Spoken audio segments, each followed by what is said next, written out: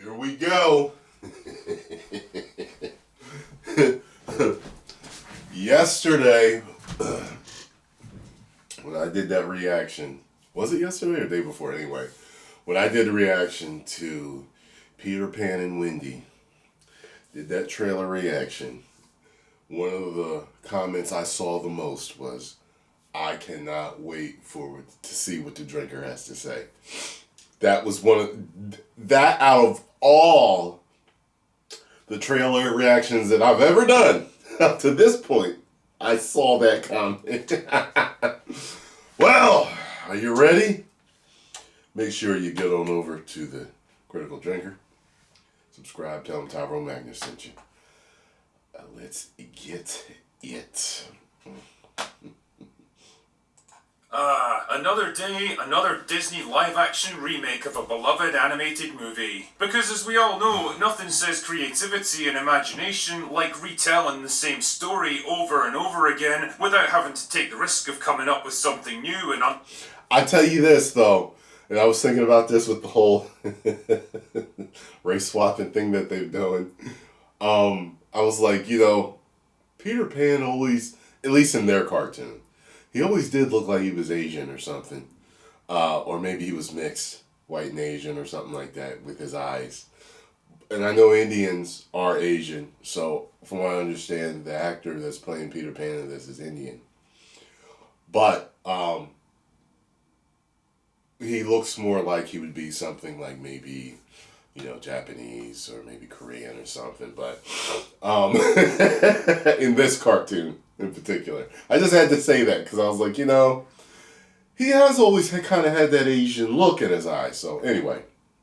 unproven. And when it comes to exploring old properties with strong followings and name recognition that guarantee a good return on investment, Disney truly are the masters of the trades. First you had Beauty and the Beast, then you had Aladdin, then you had The Lion King, I like The Mulan. Well, now get ready for Peter Pan and Wendy. A reimagining of the classic children's story by Scottish author J.M. Barrie about a young British girl named Wendy who travels to the magical world of Neverland with the swashbuckling hero Peter Pan and his gang of lost boys. Only this time updated for modern audiences. And it's about time too. Sure, the original story might be widely regarded as a literary classic.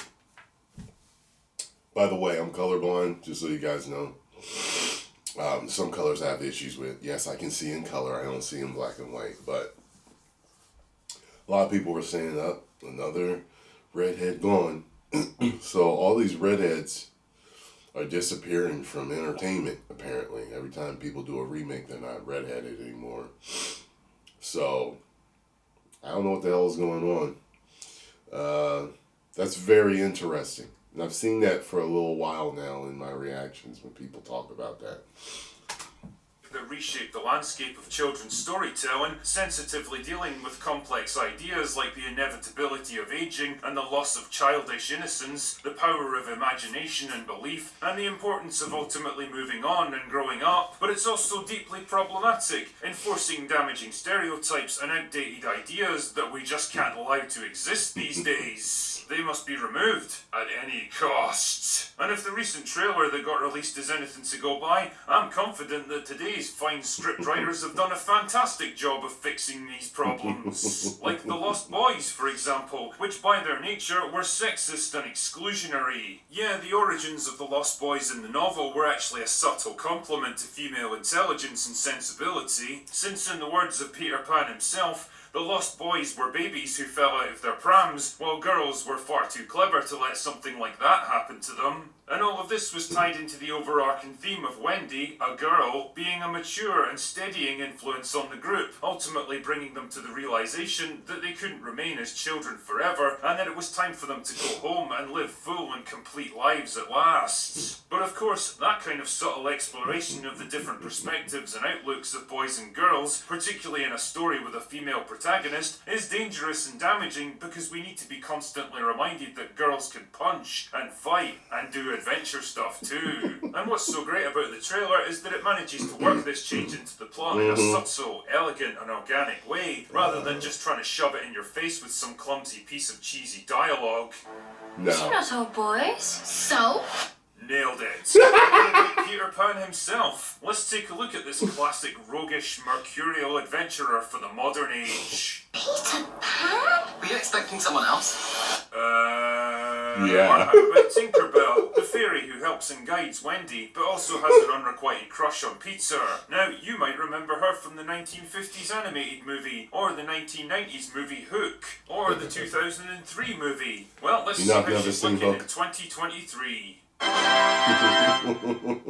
Just like I remember. It really silences those critics who claim that modern Disney remakes are just lazy race and gender swaps of established characters in a vain attempt to pander to minorities, often disrespecting the cultural heritage of the source material. Take that, haters. Personally, I expect the objects of Tinkerbell's affections will turn out to be Wendy this time around, but maybe I'm just crazy. Actually, talking about Wendy, you might remember from the original literature and the animated movie that Wendy becomes a kind of maternal figure to Peter and the Lost Boys, helping to maintain their home and teach them manners and discipline that they lacked before, and that even though she got captured and had to be rescued by Peter, she represented something far more powerful even than him. The ability to leave behind the childish ignorance of Neverland and grow up, to make a real life for herself and become something more than she was. And that this ability is ultimately what helps the rest of the Lost Boys to leave Neverland behind and return to the real world with her. But that's not the kind of subtle thinking that we encourage in modern writing. Instead, we need to show Wendy as an ass-kicking, sword-fighting girl boss who can take on two of Captain Hook's pirates at the same time, and fight almost as well as Peter himself. Because, as we all know... Girls get it done.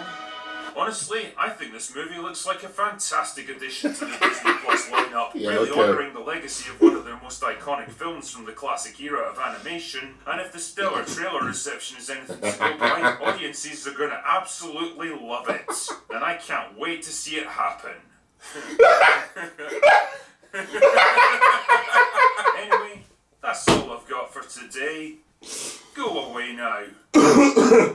That's the funniest part about this. It's like, we know what's going to happen, and we've been telling Disney over and over as fans to stop doing this, and they just keep doubling down and doing this and losing money at the casino of the world.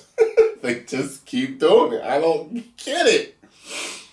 And you know, some people don't understand why people have an issue with this. First of all, you're changing the original characters. People don't like that, okay? Second of all, people don't like being tokenized. So when you throw a black person or any other person in the role of a prominent white character, it's tokenization. It makes us feel like, here. It feels like a handout. Like, here, we gave you a cool character. There you go. Happy? It doesn't feel... If it was original character, something like Spawn, that's different. That's different. But it's not. You're just swapping these races and that'll make them happy. It doesn't. It doesn't make us happy. It just feels... I don't know. It feels empty. You know what I mean? So, whatever. Do what you want to do, you know, but... I mean, they're going to have to, you reap what you sow. You're going to have to continue to reap all the anger from so many people. See me? Look, I'm not even angry. I'm just at a point where I'm just watching this media circus. I don't, you guys know, so I don't really get mad anymore about all this stuff that they're doing. It's just like, you know what?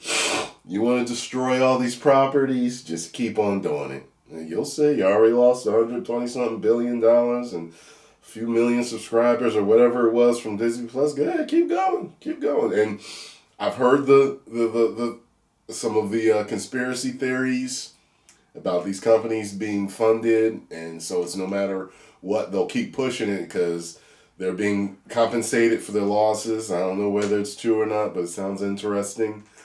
It is what it is. I'll continue to bring you the entertainment you expect from me from this type of stuff. So, let me know what you all think in the comments section. What's funny is looking at this, I was a little concerned, and I was right to be concerned.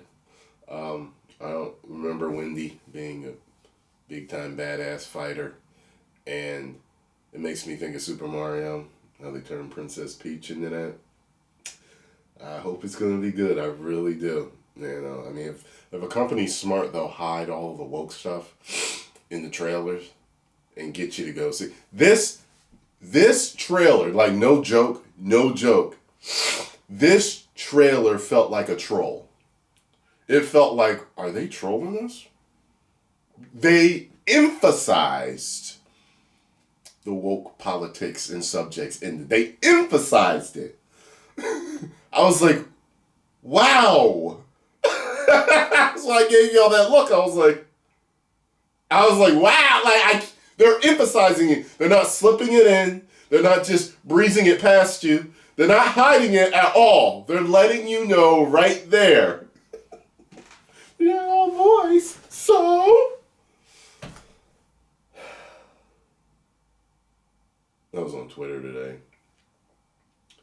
and I saw never mind. I'm not even, because this video will turn into a half-hour video.